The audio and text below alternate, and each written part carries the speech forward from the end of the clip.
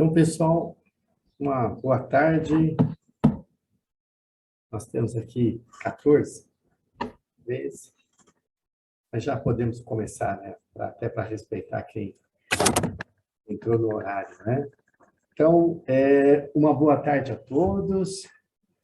E vamos dar início à quarta aula dessa disciplina.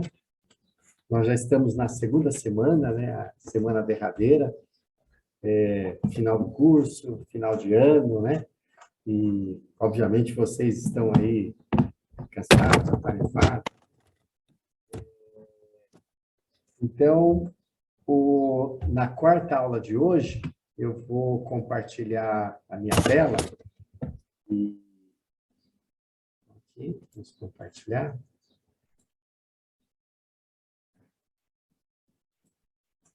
Então, só me confirme alguém se apareceu o slide aí, financiamento sustentável. Sim, professor.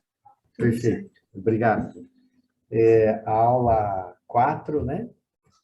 Então, nós temos aula 4 e 5 essa semana, que é de conteúdo aí, né? E a aula 6, como só relembrando, vocês irão apresentar o trabalho. Eu vou ver se a gente dá uma economizada hoje no tempo, para aumentar um pouquinho na reunião em grupo. Aí, além de discutir o conteúdo proposto, né, na aula de hoje, vocês podem aproveitar para conversar um pouquinho sobre a preparação, né, como vai ser a apresentação. Tá? Então, o tema de hoje, né, é financiamento de infraestrutura.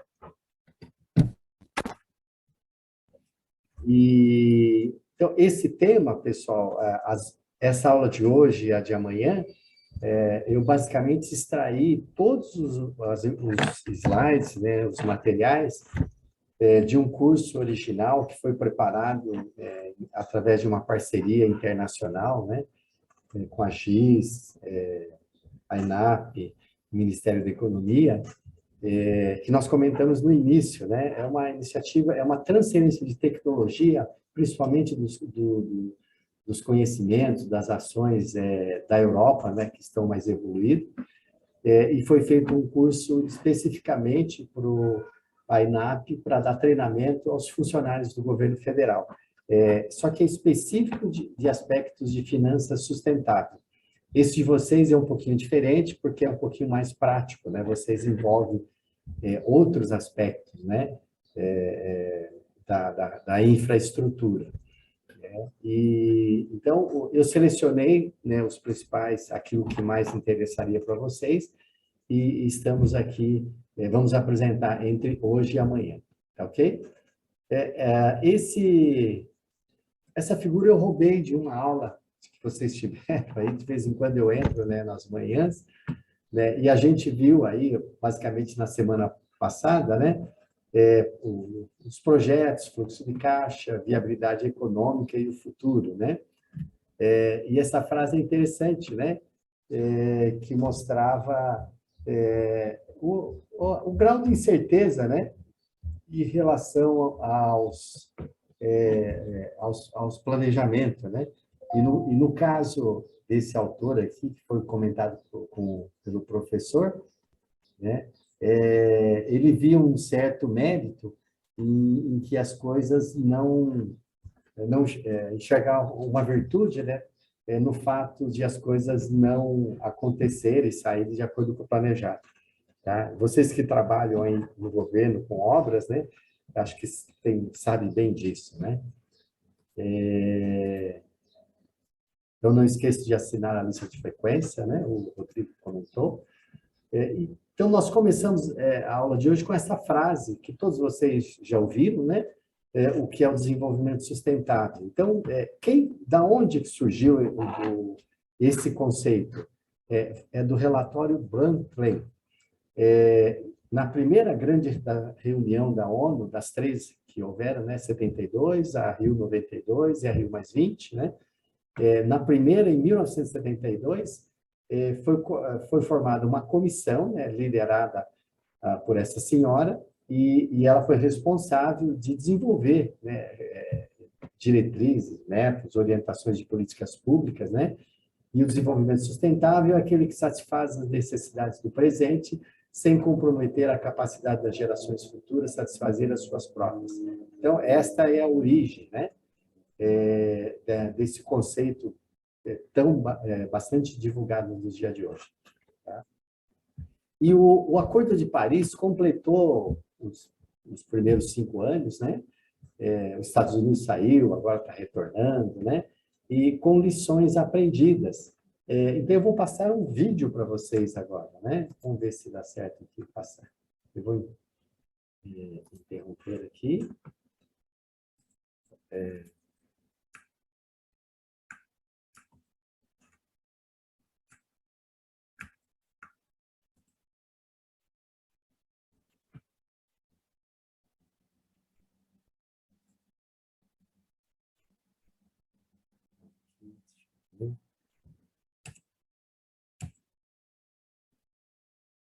Vou compartilhar de novo aqui. Compartilhando o som. Está certo aqui? Mesmo na escuridão. Uma câmera projetada para...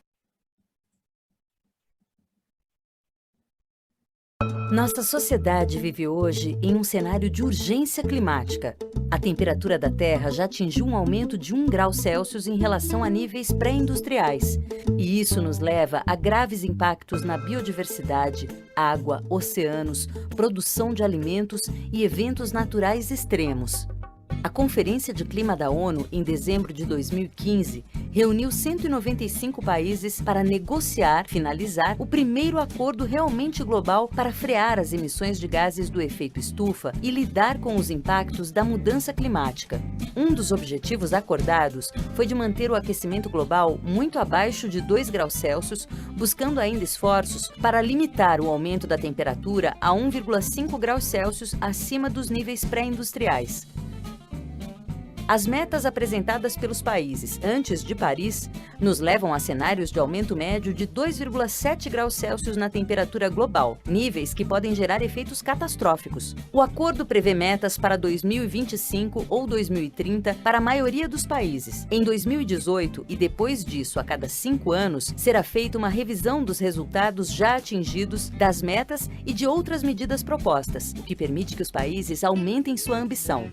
Um movimento climático já está acontecendo no mundo e sendo liderado por diferentes atores da sociedade civil, setor privado e público, que estão atentos com demandas e ações claras de justiça climática para um futuro de baixo carbono e seguro. Precisamos que nossos líderes mundiais continuem neste caminho iniciado em Paris. Se junte a este movimento, procure mais informações, implemente na sua vida, converse com sua família, amigos e pessoas conhecidas e peça aos tomadores de decisão de seu país para que tenhamos um futuro com qualidade de vida e segurança climática. Seja parte da solução.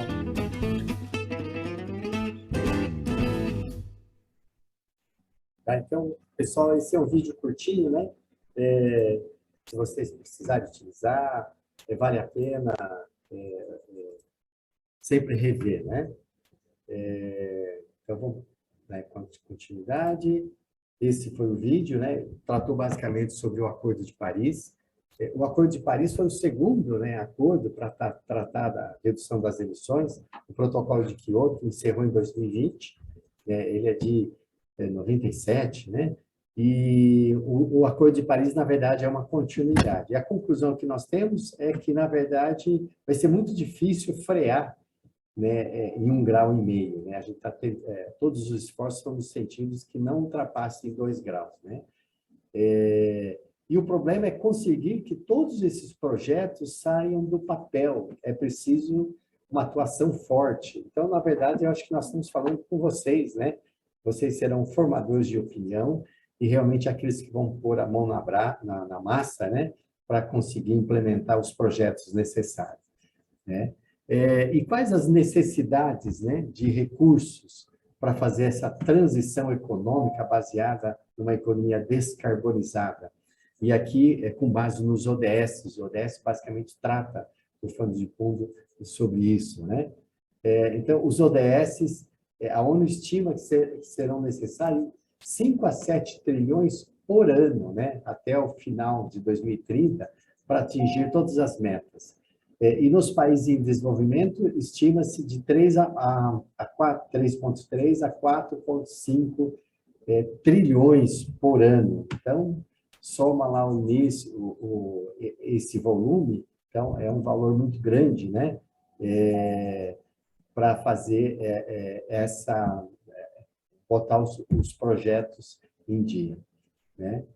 E dificilmente esse recurso vai vir dos governos, né? Os governos não têm esse recurso, tá? E quando a gente fala, então, na parte financeira, o que todo o sistema financeiro mundial está preocupado é com os aspectos de riscos, né? Então, riscos, nós temos maiores riscos por probabilidade de ocorrência em eventos climáticos, doenças, pandemias, né? Impactos negativos na economia, afeta, né, o PIB, a saúde, né, as dívidas. E os riscos podem ser avaliados em vários aspectos, né, econômico, ambiental, geopolítico, social, tecnológico. Existem muitos frameworks e instituições que fazem essa medição, né? Por quê? Porque realmente todos chegaram num consenso de que é uma ameaça grave, né, para a continuidade do mundo tal qual tem sido até esse momento, né? Então,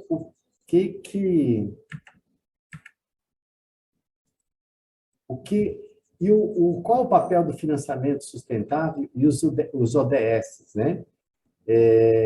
Então, nós temos aqui no aspecto econômico, nós temos aqui desde os financiamentos convencionais, né? Nós temos aqui financiamentos de baixo carbono, que envolve a parte ambiental, tem financiamentos para linhas climáticas, né? Tem finanças verdes, né? As finanças sociais, que envolve o social, né? E o quarto aspecto governamental é o que a gente chama de finanças sustentáveis. Então, o financiamento como um todo é para envolver todos os quatro aspectos. E o que significa finanças sustentáveis, né? Direcionar recurso para o desenvolvimento sustentável. Refere-se ao processo de levar em conta as considerações ambientais, sociais de governança para tomar decisões de investimentos no setor financeiro e como um todo, né, na área de infraestrutura. E quais são as relevâncias, né? Da onde vem esse financiamento? Vem desde doações, subvenções, filantropias, né? Equity é capital próprio, né? Vocês já viram na semana passada o uso do capital próprio de terceiro, né? Você consegue alavancar usando o capital de terceiro, e aí você barateia o custo médio ponderado do capital, aumenta o valor do projeto, aumenta o preço da ação, né? Usando não só capital próprio, mas principalmente dívidas, né? E as finanças sustentáveis, ela atua não somente na obtenção dos recursos, mas garantia, né? Títulos servem para a garantia. E nós temos aqui, desde aqui, títulos verdes, títulos sociais. Essas nomenclaturas são de consenso internacional, mas ainda não estão assim consolidadas, né? E estão chegando no Brasil também. O verde, os títulos sociais, títulos climáticos, os títulos sustentáveis ou empréstimos verdes, né? E aqui. O capital privado, ele pode enviar doações também, né? O capital próprio pode ter participação de empresa por meio de ações, né? Acionista, participação no capital. E as dívidas são os empréstimos bancários, né? Pode ser de capital privado ou público. Tá? Uma visão geral dos instrumentos verdes e sociais. Então, nós temos aqui, títulos de sustentabilidade, verdes ou sociais, que nós já comentamos, né? Então, um título de sustentabilidade, verde ou social, é uma transação de títulos sênior sem garantia. Então, só o aspecto de liberar a garantia já é um grande passo, porque abre a possibilidade aí para mais projetos, com os mesmos termos financeiros e contratuais e qualquer outra transação semelhante. ela conjuga critérios de elegibilidade para vincular o uso dos recursos e projetos específicos sustentáveis, verdes ou sociais. Então, quando você faz um empréstimo normal, você tem que ter uma garantia em caso de inadimplência, tem como cobrar, né? Esses títulos sociais acabam, assim, no geral, né, o que a gente tem visto aí no mundo, nesses casos de inadimplência, os governos e as instituições acabam subsidiando parte desse prejuízo, né? E os títulos sustentáveis por desempenho, né? Então, os pagamentos estão vinculados ao desempenho de sustentabilidade. Esse é um novo conceito, né? De títulos sustentáveis, que o desempenho está amarrado, aliás, o pagamento está vinculado ao desempenho de sustentabilidade. Por exemplo, você fez um projeto e se comprometeu em reduzir tantas toneladas de CO2, né? Então, à medida que você comprova que isso foi realizado, os valores são liberados, tá? A visão geral dos instrumentos financeiros, né? Como nós já comentamos, tem dívidas, e capital próprio e capital de terceiro.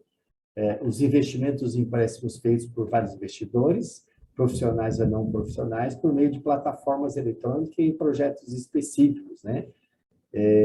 Então, tem investidores dessas plataformas e projetos ou empréstimos. Tá? O volume, esse gráfico mostra para vocês verem como que está começando a crescer, né?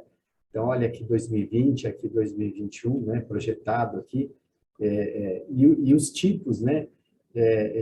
Desses títulos verdes, né? Então, tem os green bonds, são os títulos verdes, tem os títulos sociais e o de sustentabilidade.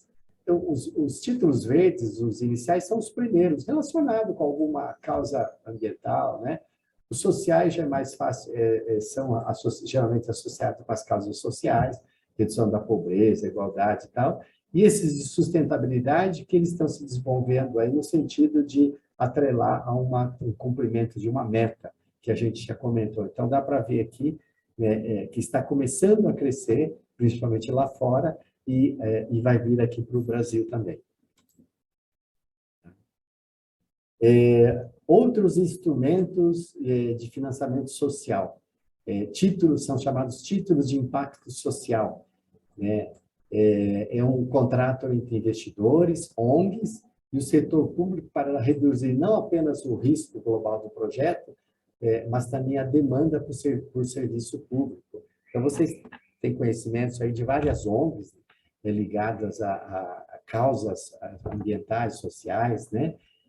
Que acabam recebendo uma doação, uma verba do governo, e eles acabam substituindo, né, parte das atividades de uma forma mais independente, né? Não tão grande como uma máquina governamental. Então, isso tem gerado resultado. Eu conheço pessoalmente a Fundação Amazônia Sustentável, faço parte, né?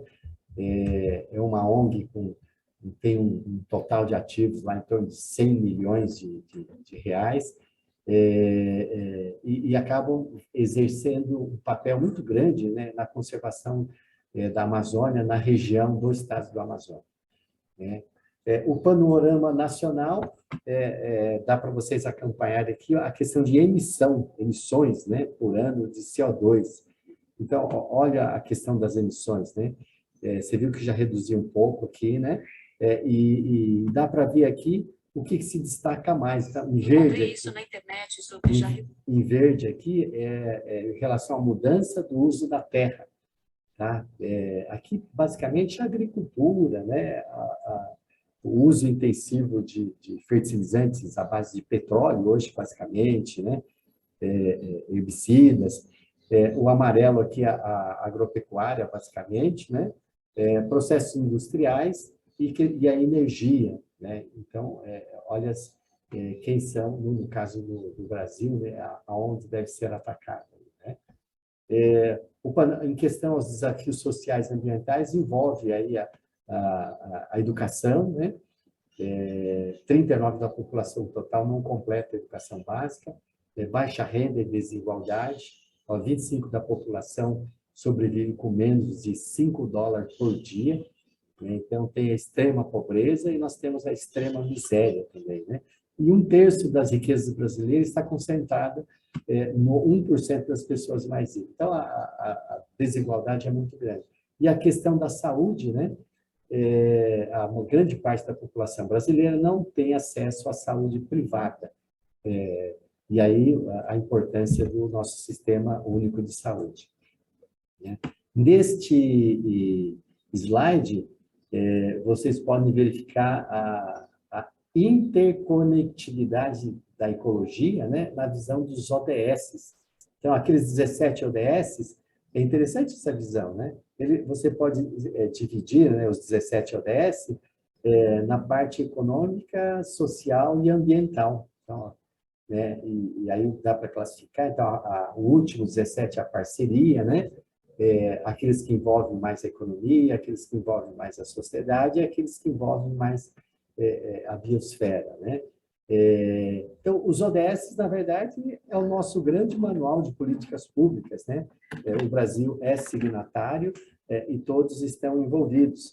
E na reunião em grupo de hoje, que vocês farão, um dos exercícios é avaliar o meu projeto. Eu acho que já está evoluído, vocês já escolheram, né, o que fazer, qual a relação com os ODS. Então, seria interessante na apresentação mencionar, além dos aspectos do projeto, a viabilidade, o objetivo, etc., quais são os principais ODS que vocês estão relacionando. Tá? Então, por exemplo, se tiver uma forma de quantificar o resultado desse projeto, vocês podem usar aqueles títulos sustentáveis.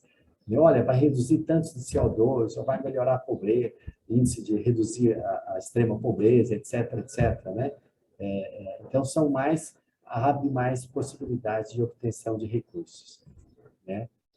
E a demanda por inovação para enfrentar as necessidades brasileiras, né, de forma sustentável. Então, o que nós já comentamos aqui, não é provável que os recursos para financiar o crescimento venham apenas do governo, né, capital público. O capital estrangeiro, como Europa, América, fluirá facilmente se os padrões ambientais e sociais internacionais forem observados pelas empresas locais e pelo governo nacional. Então, esse é um apelo muito grande, né? À medida que o Brasil se engaja nesse movimento mundial, né, dos ODS, fica mais fácil vir os recursos, né? Despesas extraordinárias para enfrentar o período de pandemia trarão maior pressão às contas públicas, isso a gente está vendo, né? Projetos inovadores precisam ser gerenciados a fim de proteger pessoas economicamente vulneráveis, né? E mitigar os impactos sobre empresas e seus trabalhadores, né? E mais regulamentações, né, para liberar capital para infraestrutura com benefícios sociais e ambientais. E aqui, pessoal, para a gente só dar uma paradinha, acho que vocês já almoçaram, já tiveram o período da manhã, né? Vocês já conhecem aqui o Larry Fink, né? A BlackRock é o maior fundo, né, de pensão que existe na casa. Ó, é a maior gestora de ativos do mundo, com quase 9 trilhões de ativos, né? Então, isso aqui acabou chocando o mundo, que o seu presidente, né, o CEO, ele se apresentou no mundo dizendo que vai adotar integralmente os aspectos de sustentabilidade e todos os investimentos serão priorizados. Então, nós vamos assistir esse vídeo. Dinheiro fácil não existe. Mas como se explica quem enriqueceu com o Bitcoin colocando alguns trocados?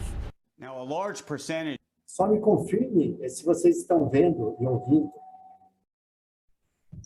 Estamos sim, professor. Sim. Então, deixa eu ver aqui. Deixa eu pôr um português aqui que ajuda, né? Então, vamos ver aqui. Close to $4 trillion of BlackRock's assets are in passive funds. BlackRock putting its voting power to use in those positions to address sustainability and climate. And I asked Larry Fink about how this will play out. when you think about passive, we can't sell a company as long as they're in the index. The only responsibility we have to create long-term durable profitability is through our vote. And I started talking about that 10 years ago when we said, our vote is going to be more important. This is why we built out our corporate stewardship team, and this is why we believe having more engagement throughout the year with the clients or the companies we invest in on behalf of our clients. And so, yes, we are informing companies as to how we are going to vote, but this is not a mystery to the companies who we are engaged with. We believe this is how we are going to be able to create long-term durable profitability and build companies that will be stronger in the future. You're building more and more, though, investment products, ETFs, indexes that are based on the idea of sustainability, effectively indexes that exclude certain companies. Call them potentially the new S&P 500s. Over time, are you of the view that indexes like the S&P 500 will have less significance? Great question. And the answer is yes, I do. I think through better reporting, better disclosure creates better data, and better data will be able to create better algorithms and analysis of each company.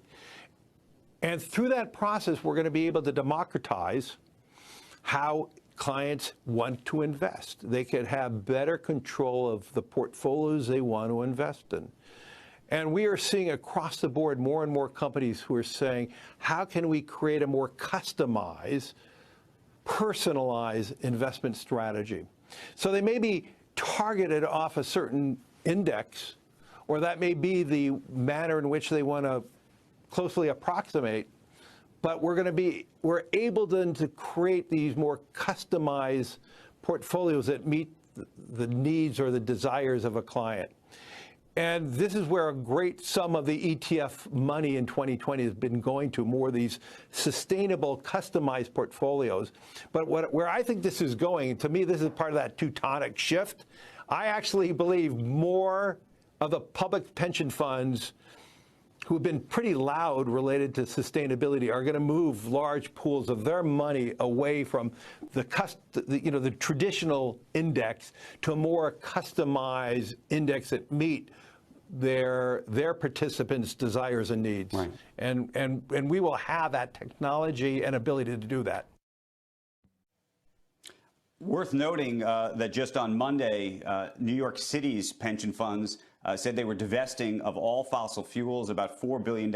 That could be a meaningful change in terms of what Larry Fink is talking about there, in terms of the money into the S&P 500, as opposed to going into these more customizable products over time. It'll be fascinating to see what happens there. Shepard Smith here. Thanks for watching CNBC on YouTube.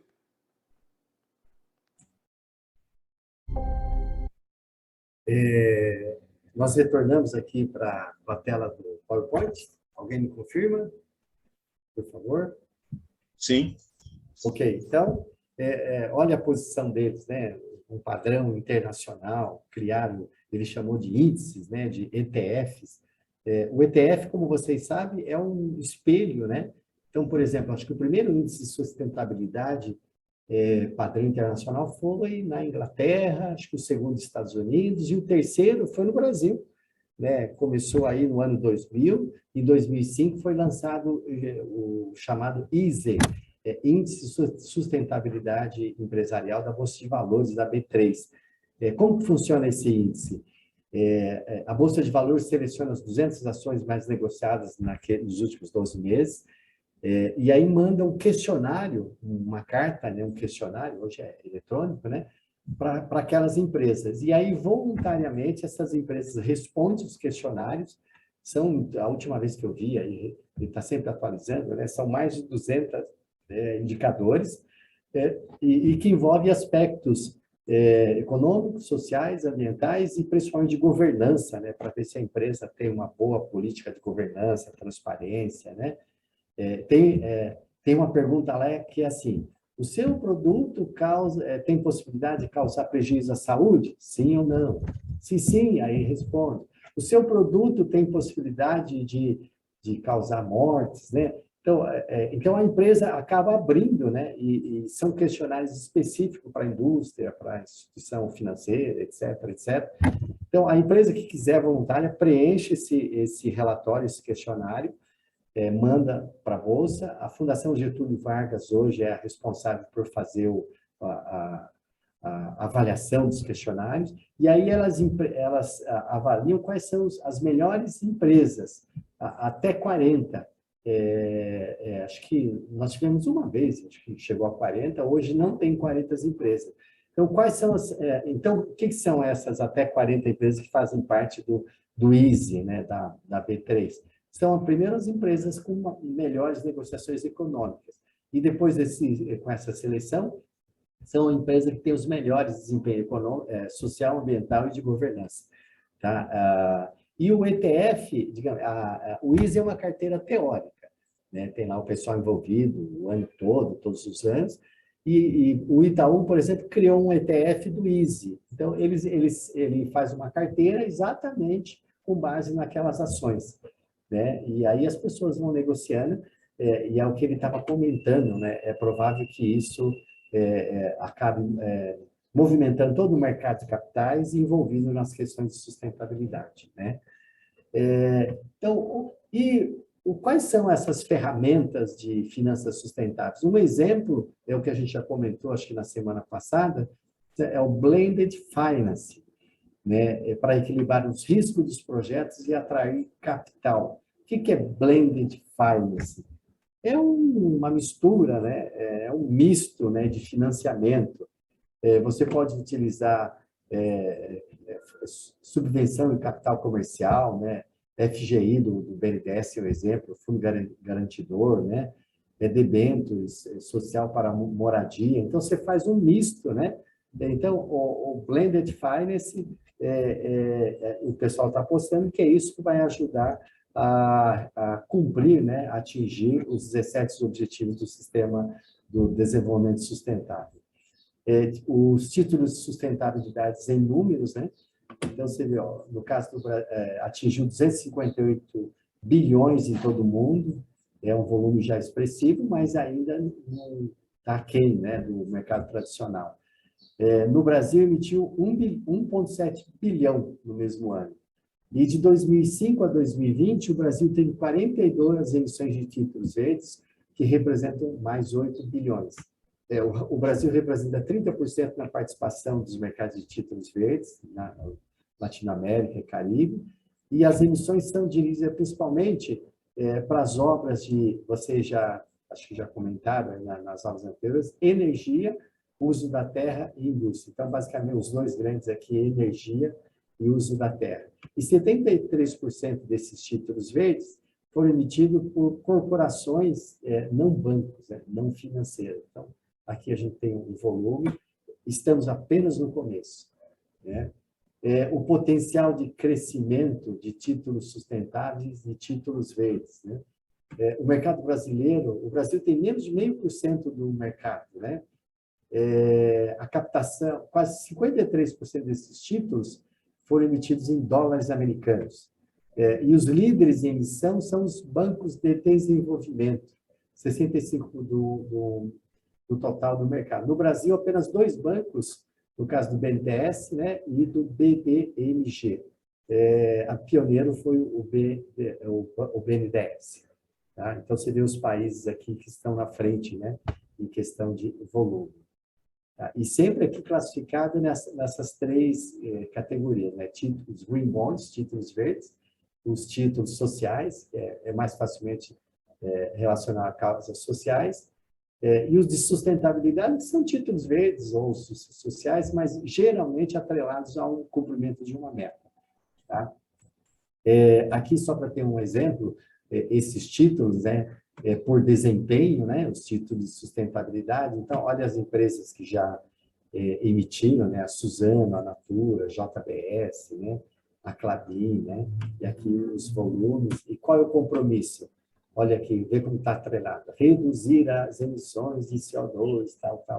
Né? Então, com base nisso, eles conseguem emitir esses papéis. tá? E quem regula tudo isso no Brasil é o Banco Central, né? Quando nós tivemos essa aula, nós preparamos, a gente estava dando essa aula para funcionários do Banco Central, então imagina, né?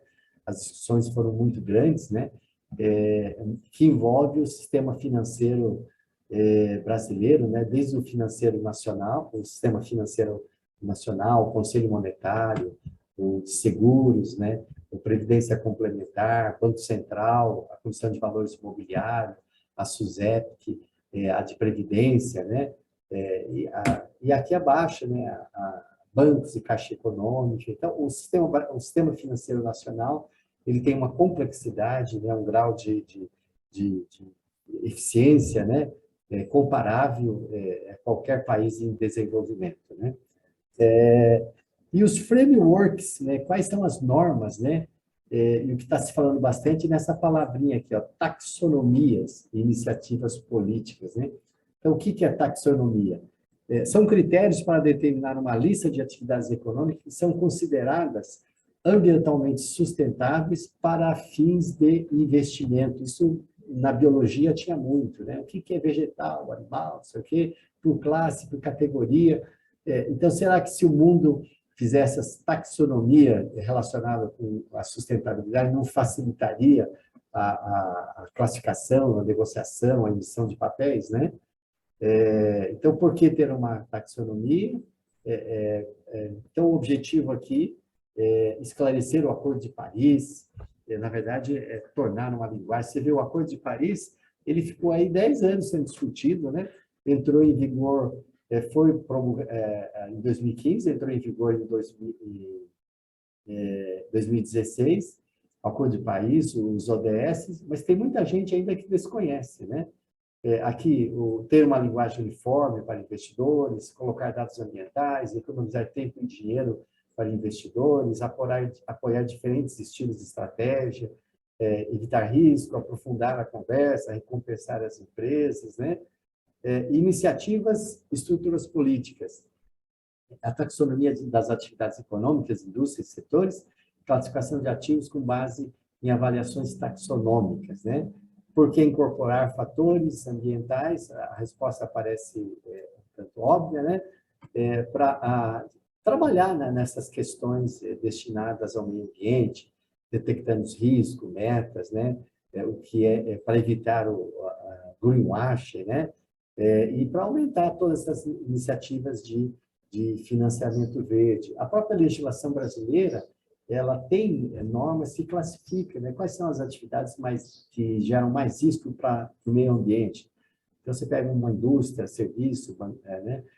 Comércio, quais são as indústrias, então, se são relacionadas com extração de minério, extração de petróleo, que causam mais ou menos depreciação no meio ambiente. Então, o Brasil já tem, na própria legislação, algumas dessas taxonomias, né?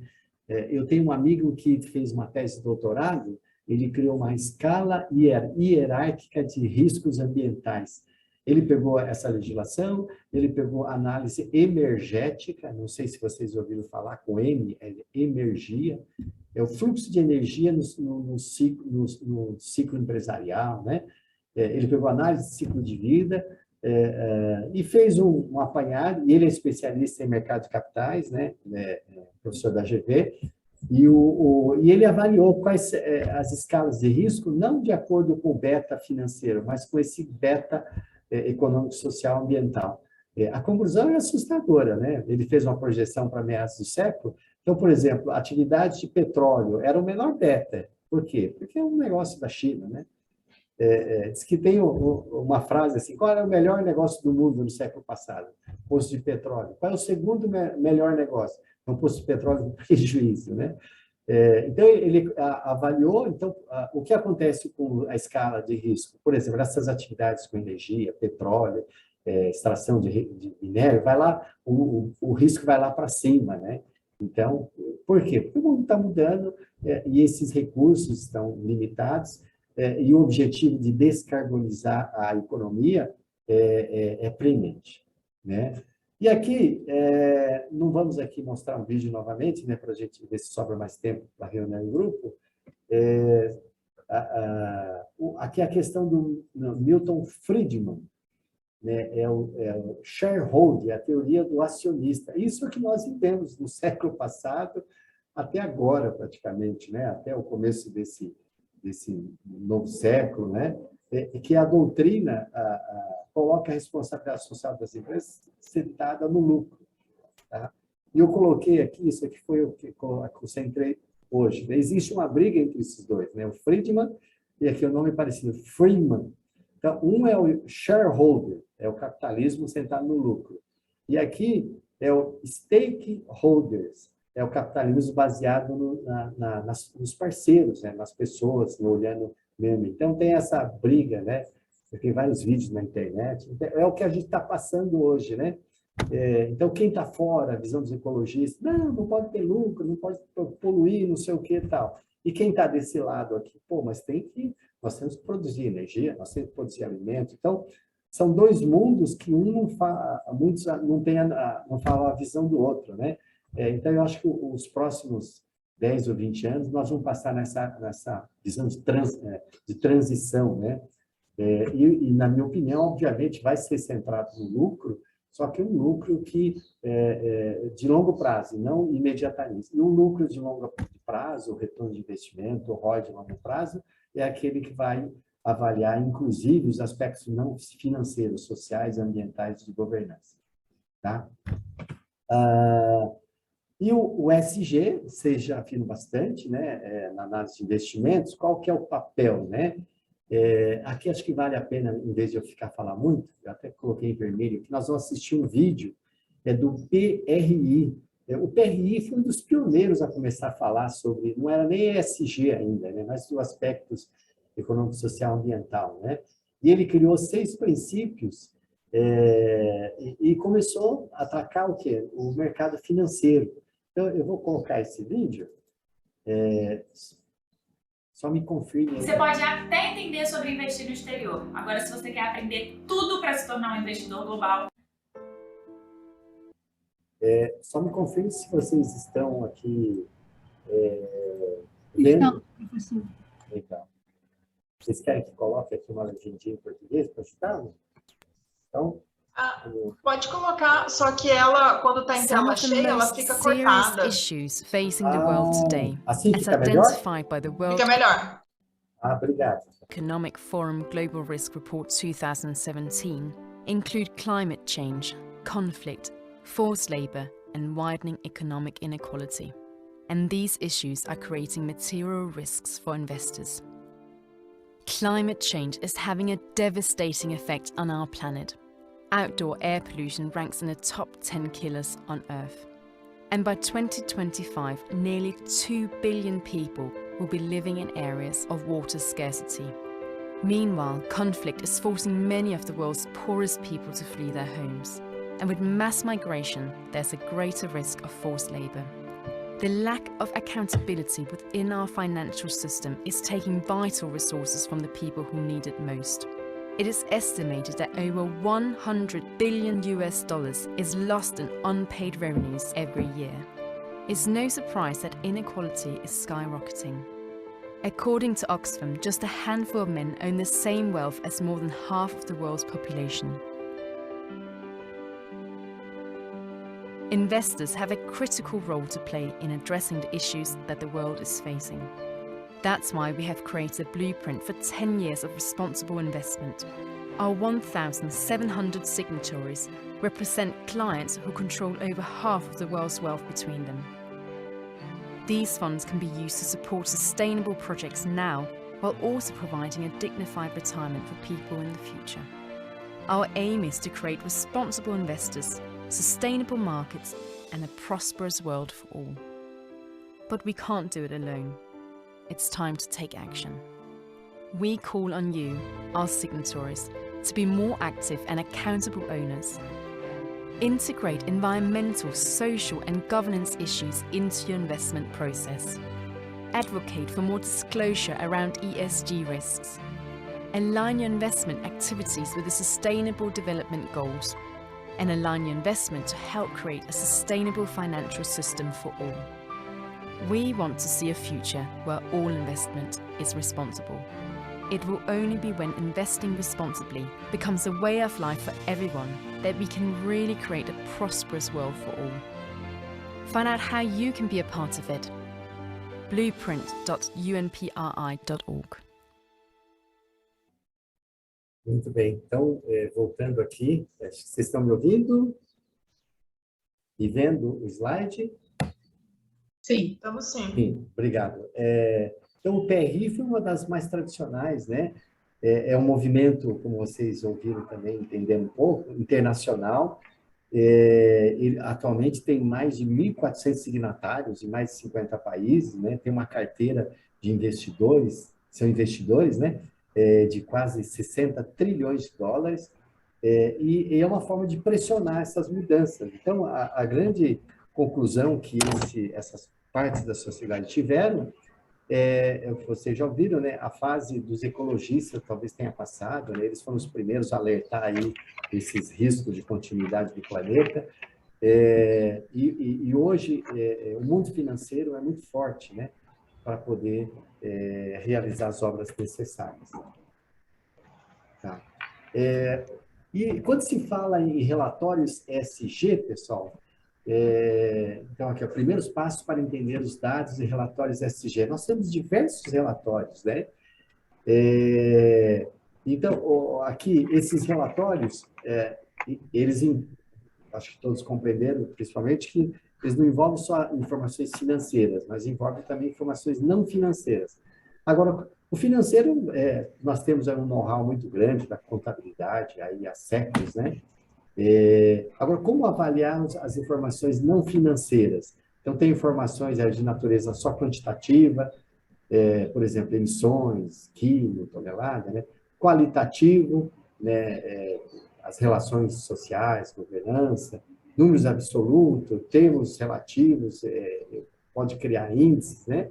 Mas o que eu queria chamar a atenção é nesse quadrinho aqui embaixo, ó, escala de divulgação financeira para as métricas ESG. Vocês viram que tem 4 níveis? Eu estou falando aqui porque tem uma pergunta no quiz que eu revi ontem, né? Acho que alguns já estão respondendo o quiz de amanhã, né? Então, não é regra geral ainda, mas assim, apanhando hoje os relatórios ESG, são de 4 níveis. Talvez pudesse entender dessa forma, né? O primeiro nível é quando há informações qualitativas e descritivas. Então, além do relatório de contabilidade, relatório da administração, tem algumas informações qualitativas e descritivas. Tá? Descreve alguma obra, alguma ação. O nível 2 é quando ele passa a ter, além disso, informações quantitativas. Então, ele começa a mencionar, aqui dei um exemplo, ó, investir em 100 painéis solares instalados, tal, né? Então, aqui é quantitativo. O terceiro nível, já é mais evoluído, é quando as informações são monetizadas, são valorizadas em dinheiro, em reais, em dólar, né? Olha, tantos milhões aqui no projeto e tal. E o nível mais completo seria o nível integrado, né? Que tem não só a parte monetizada, mais qualitativa, quantitativa, descritiva, ele refere aos benefícios de investimento, ele está atrelado ao desempenho financeiro. Então, hoje, empresas conseguem mostrar que, olha, graças à mudança do modelo de negócio da empresa, voltado a aspectos que dizem respeito ao meio ambiente, então nós tivemos aqui, ó, uma redução do fluxo de caixa no período, mas já estamos começando a mostrar um aumento no desempenho. Um exemplo é aquela carteira IS que nós comentamos agora, né, anteriormente. Ela entrou em vigor em 2005, até 2011 caminhou paralelo ali, um pouquinho abaixo, um pouquinho acima. A partir de 2011 descolou. Então, o desempenho dessa carteira do ISE, comparado com a carteira Bovespa tradicional, já é muito maior, já está para cima, né? Então, esse é o futuro dos relatórios ESG, e com certeza daqui a 100 anos, daqui a 50 ou 100 anos, não vai ter essa discussão de ESG, tudo vai ser relatório. Quando eu falar lucro não é só o financeiro como a gente entendia no século passado, né? O lucro é o resultado de todas as ações e, obviamente, envolve de uma forma holística, olhando o todo. Tá? Mas em relatórios de sustentabilidade, talvez o grande exemplo aqui é o GRI, Global Report Initiative.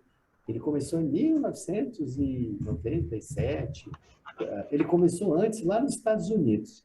Aí chegaram à conclusão que, como a sede era nos Estados Unidos, a Europa não ia, a Inglaterra, a Europa não ia aderir. Aí fizeram uma nova licitação. Hoje a sede do GRI é na Holanda, né, em Amsterdã. Então, o GRI é a entidade que tem o melhor padrão de relatório de sustentabilidade. Então, são lá mais de 200 indicadores e avaliam, é um raio-x da empresa, né? E avalia no aspectos aqui econômico, social, ambiental e mais recentemente, de alguns anos, ele tem indicadores de governança corporativa também. Então, é a tendência, né? É a tendência a envolver esses 4 aspectos aí, né? Econômico, social, ambiental e governança. Tá? Então, uma empresa que tem um relatório GRI, ou tem empresas governamentais também, tem muita informação sobre todo esse tipo de desempenho, dá para avaliar os riscos, né? Muito legal. Tá? E aqui, então, mais um videozinho que eu coloquei aqui para vocês. E para encerrar essa discussão de ESG. Alguém me confirma se está vendo? Ouvindo? Está me ouvindo? Essa aqui é da revista ali da GV, né? Então, acho que já é em português.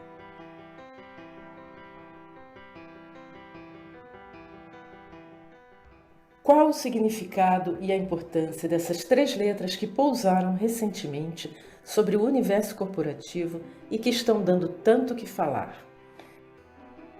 ESG, ou ASG se traduzida para o português, é a abreviação de ambiental, social e governança. Cada uma dessas palavras traz uma bagagem de princípios de boas práticas que devem nortear a gestão das grandes empresas e de suas cadeias produtivas. Para dizer que segue uma agenda ESG, a empresa precisa, no mínimo, estar comprometida com alguns princípios bem básicos da sustentabilidade. No campo ambiental, deve fazer uso racional dos recursos naturais, preservar a biodiversidade, reduzir a emissão de gases de efeito estufa, zerar desperdícios, buscar eficiência energética, tratar seus resíduos. No social, melhorar condições e relações de trabalho, adotar políticas de inclusão e diversidade, promover treinamento e segurança dos funcionários, levar impactos positivos à comunidade onde atua.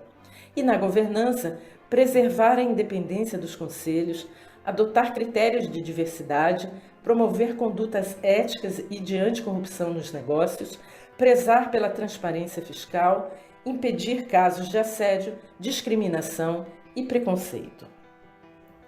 O movimento ESG começou com uma provocação do então secretário-geral da ONU, Kofi Annan, feita a 50 CEOs de grandes instituições financeiras sobre como integrar fatores ambientais, sociais e de governança no mercado de capitais.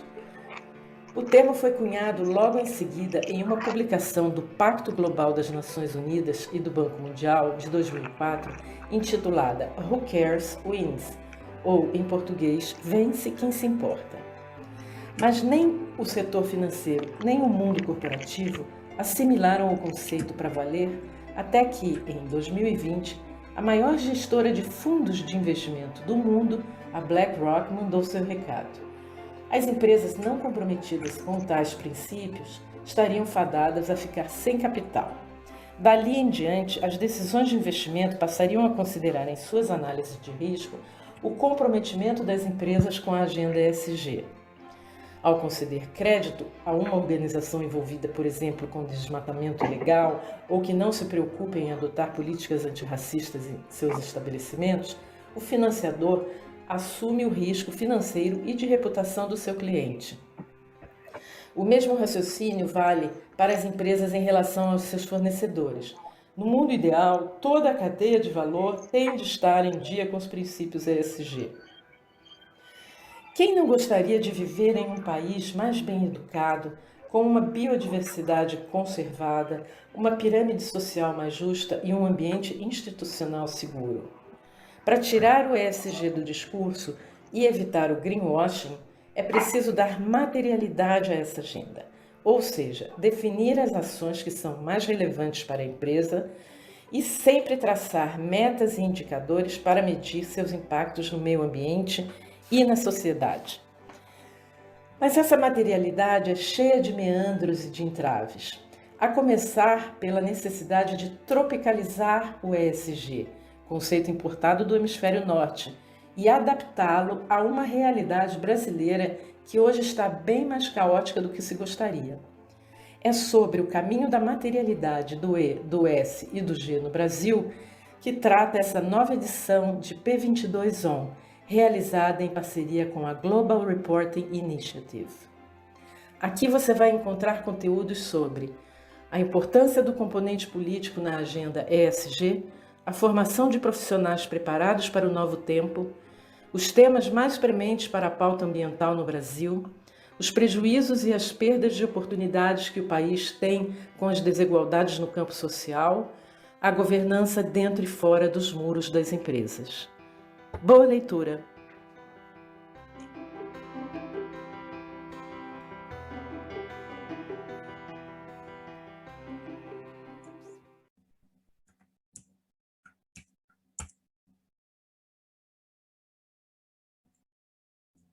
Ok? Então, retornando, vocês estão vendo aí, voltamos ao slide do PowerPoint? Sim, professor. Lá, obrigado. Aqui eu coloquei esse desenho do lado, então, ó, ESG. Eu particularmente gosto aqui, eu acrescento mais um E de econômico, né? Mas virou moda, né? E, na verdade, isso não é moda. Isso aí, já desde a década de 90, já se falava do triple bottom line, né? Planet, Person, People, Profit, né? Mas é bom, né? É bom que o mundo está comprando, né? Com essa ideia, tá?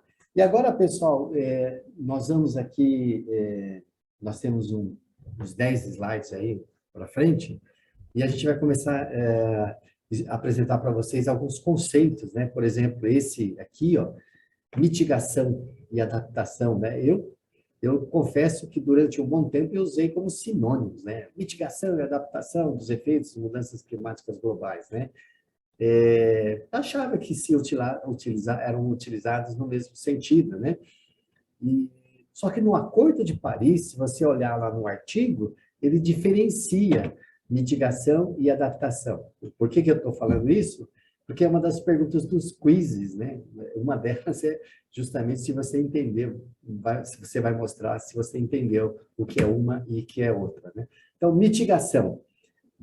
Mitigação e adaptação são as duas estratégias para enfrentar a mudança do clima. Ok, mitigação e adaptação. Então, o que é mitigação? Está em verde aqui. Eu não sou corintiano, mas vou torcer para o Palmeiras ganhar o título mundial em fevereiro, começo do ano que vem, né? A mitigação reduz a quantidade de gases de efeito estufas emitidos em comparação com o que teria acontecido sem a intervenção. Então, assim, não sei se vocês entenderam, a mitigação, ele ataca a causa. Então, qual que é o grande objetivo aí? É a descarbonização da economia. Tá? Então, a mitigação, ela vai atacar a causa, né? A raiz do problema. E a adaptação, está em azul aqui, é um ajuste nos sistemas naturais ou humanos, né? Em resposta a estímulos climáticos reais ou esperados, ou seus efeitos, né? Consequência, né? Que atenua os danos ou explora oportunidades benéficas. Então, digamos aqui, ataca a causa, aqui é o remédio, né? A mitigação, aliás, a adaptação, acho que seria o remédio, e a mitigação seria atacar a raiz da doença ali, né? Agora, por que é interessante distinguir essas duas adaptações? Porque no mercado financeiro tem muito mais linhas de financiamento para mitigação do que adaptação, tá bom? Enquanto os países mais ricos, né, estão atacando a causa, a mitigação, os países pobres vão enfrentar maiores problemas na adaptação. Imagine, né? Elevar o nível do mar, pandemias que a gente está vendo pela primeira vez aí, né, na nossa vida de forma real, né? Então, seria importante entender essas duas palavrinhas. Vamos ver esse diagrama aqui do lado aqui. Concentração dos gases de efeito estufa. Esse é o nosso objetivo, descarbonizar a economia, acho que todos vocês do Ministério da Infraestrutura.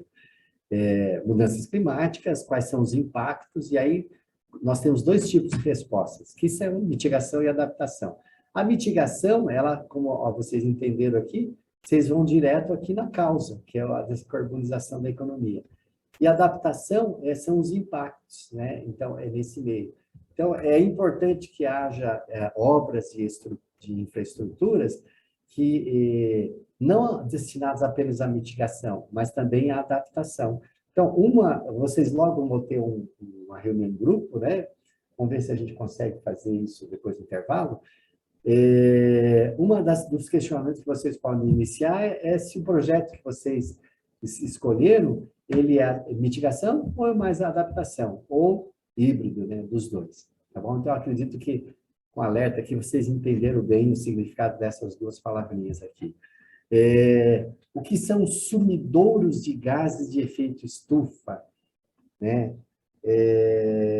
Eu acho que não vai precisar passar esse vídeo aqui para te ganhar um pouco de tempo, né? E um sumidouro de gás de efeito estufa absorve mais gases de efeito do que emite. Então, a Amazônia, ora eles falam que é o sumidouro, ora eles falam que, dependendo da época do ano, ele anula, ora ele emite um pouquinho mais, né? Se bem que a importância da Amazônia não é apenas a sua importância em relação ao sumidouro, né? Mas principalmente a regulação do clima e da umidade do planeta, né? Ela regula uma corrente marítima que sai lá da Amazônia, passa para o sul.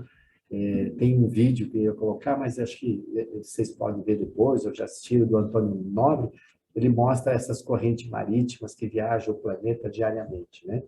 E os sumidores de gases do efeito estufa podem, até certo ponto, absorver e armazenar CO2 e outros gases de efeito estufa, né?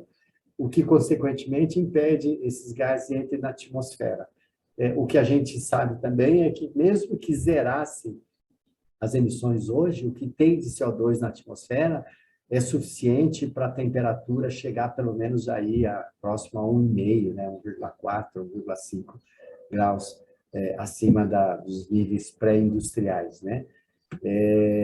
E os maiores sumidouros são os oceanos. Outros exemplos são os solos e as plantas. Então, você vê oceanos.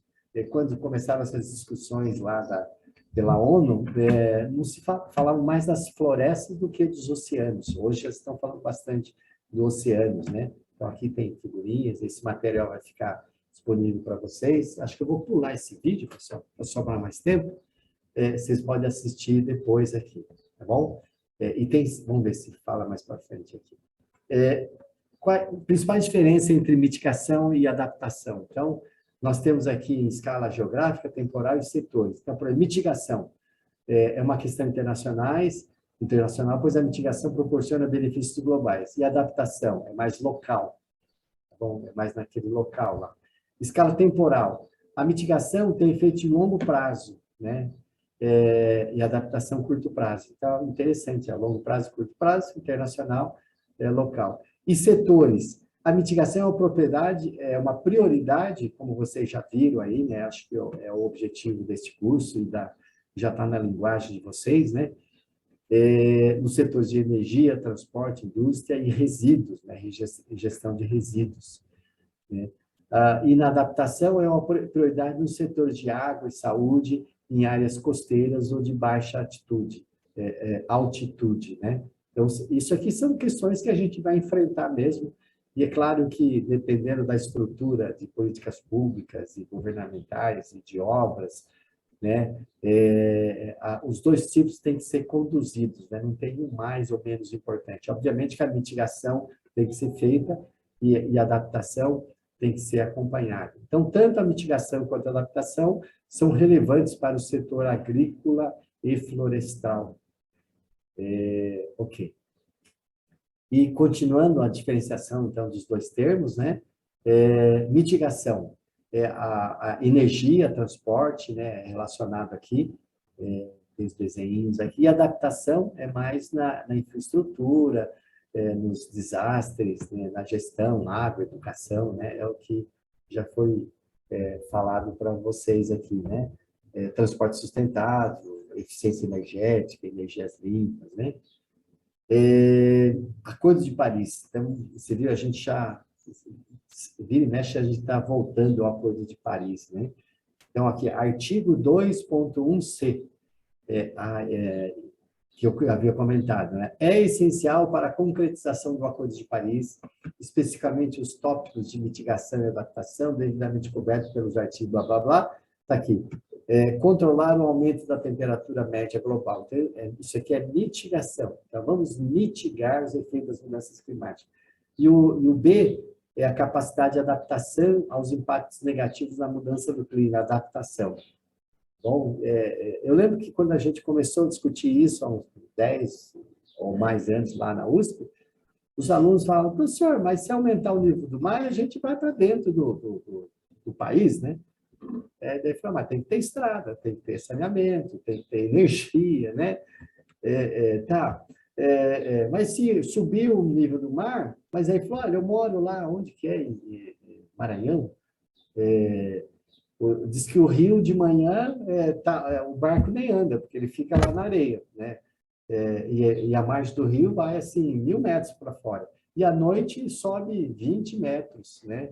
Pô, a gente está acostumado aqui, né? Então, a questão é como faz essa adaptação, né? A gente falando de adaptação de maneira global, né? Então, imagine lá na região norte, na Amazônia, quente, bastante úmido, né? Se houver um frio como tem na região sul. As casas lá não são preparadas, as pessoas não são preparadas, vão ficar doentes, vão morrer de gripe lá. Né?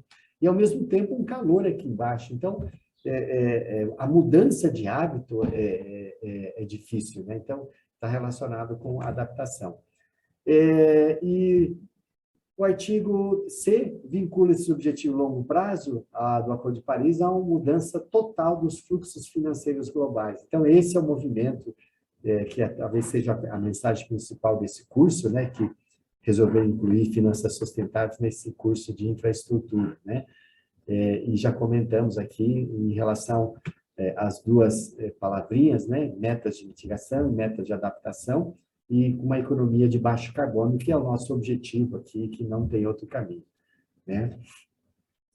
Em questão de volumes, pessoal, né, é claro que esses números não são exatos, né? Mas tem as fontes, alguém quebrou a cabeça e fez estimativa, né? Então, qual é o volume de recursos necessários para mitigação, né? Então, as necessidades de financiamento e mitigação são enormes. O setor energético, exclusivamente, necessita de investimento adicionais, né? Em torno de 2 tri por ano, 2 trilhões de dólares. 2 trilhões é um pouquinho mais do que o PIB brasileiro. E a maioria dos investimentos anuais, aqui no setor de transporte, será para estradas e ferrovias. Acho que tem algum projeto de vocês aí que fala sobre ferrovias, a Ferrobran, né? Então, olha só aqui, a necessidade e os fluxos, né? Os fluxos alto, porque energia renovável é um setor em rápido crescimento e o custo da geração está diminuindo. Então, o custo da geração está diminuindo, precisa ter não só a geração, né? Mas a transmissão também, né? No transporte, então aqui na área de energia é alto, né? O potencial de redução, de transporte é médio, né? E outros médio-alto. Então, é por isso que grande parte desses investimentos está sendo canalizado no mundo, né? E no Brasil também, a questão de energia. Tá? Qual é o volume de recursos necessário para financiar a adaptação? Então, mitigação, então aqui, 2 trilhões por ano. E mitigação, até 2030, que é o fim da Agenda 2030, que são os ODS, né? Os custos da adaptação devem estar na faixa de chega a 300 bi por ano, né? 140 a 300 bi. E o financiamento total para a adaptação teria que ser 6 a 13 vezes maior do que os níveis atuais de financiamentos público internacional para evitar a lacuna de 2030. Ou seja, falar que é de 6 a 13 vezes maior é claro que ele foi uma tese de doutorado, teve a inferência estatística, né, para chegar nesses números, né? Mas, de forma popular, falta muito recurso, né? Por isso que a gente tem que sair do governo, da verba do governo, do PIB tradicional, e olhar para o mundo do financiamento, né? Financiamento, o nível de financiamento no mundo é muito maior do que o PIB do mundo, né? Então, e o pessoal pode ter crítica, né, sobre as questões de mercado de opções, futuro, né, nível de especulação, que alavancou o mundo hoje. Mas imagine usar todo esse ferramental que nós aprendemos aí nesses 50, 100 anos para cumprimento dos ODS. Aí é legal, né? Aí é muito legal. Antigamente, o mercado financeiro era para garantir a aposentadoria. Tá? Então, você pega lá o fundo de aposentadoria dos professores da Califórnia, Estados Unidos. O total de ativos é maior do que o PIB brasileiro, né? Muito dinheiro.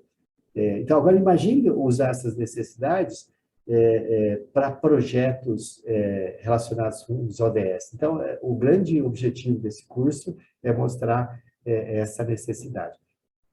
Em 2050, vai um pouquinho além dos ODS, né? Os custos de adaptação poderão estar na faixa de, vai para 500 bilhões. A lacuna potencial de financiamento da adaptação será, consequentemente, muito maior, na ordem de 12 a 20 vezes, né, os fluxos atuais, né? Então, depois, se vocês quiserem consultar, tem aqui os relatórios, né, as explicações, né? Ou seja, vai faltar muito recurso.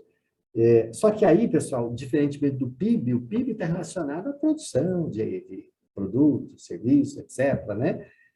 O financiamento, não. A volatilidade do mundo financeiro é muito maior. Você pode negociar coisas que não existem. Isso é o caso das opções. Não tem lá. Ele aposta quanto vai estar o dólar em meados do ano que vem, e aí cria um monte de papéis e começa a negociar paralelamente. São os títulos primários e o que a gente chama dos derivativos, que tem aí, nossa, deve ter 1 quatrilhão de derivativos no mundo, né? Imagine usar isso, mas com esse objetivo. Então, ou seja, vai deixar satisfeito todo mundo, porque vai garantir a aposentadoria, vai garantir aqui a movimentação dos mercados financeiros de capitais, só que vai estar transformando esse mundo. Tá? Quais são as oportunidades, potencial de mercados para os projetos de mitigação e adaptação? Então, aqui, em 2020 e 2030, então, a eólica, solar, então aqui são números, vocês podem ver com calma aí depois, né? A parte de vendas de carros elétricos, né? Tá aumentando, né? E os financiamentos para adaptação são menores, né? Então aqui tem esses benefícios aqui, tá bom? Em todas essas áreas aí, tá? Então, eu acho que consegui aqui. Então, pessoal, aqui nós vamos fazer uma reunião de pequenos grupos para discutir aqui esse relatório. Então, eu pediria aqui para a Thalita, para o Rodrigo, criar aí pequenos grupos, pode ser os mesmos grupos, né? E tem uma publicação, né? Vocês vão pensar que o seu projeto é mitigação ou adaptação, né? E tem esse documento do IADB, né? Oportunidades de investimentos em infraestrutura. Então, só para mudar um pouquinho a dinâmica, nós temos aí 10 minutinhos por intervalo, então 10 minutos para vocês se reunirem em grupo, acessarem essa publicação, eu vou colocar no chat também, e depois a gente volta em plenário para dar continuidade aqui. Então, vamos lá aos nossos grupos aqui. Pessoal, salas abertas, o procedimento é aquele mesmo, tá? E os que não conseguirem se colocar nas salas, eu auxilio, tá?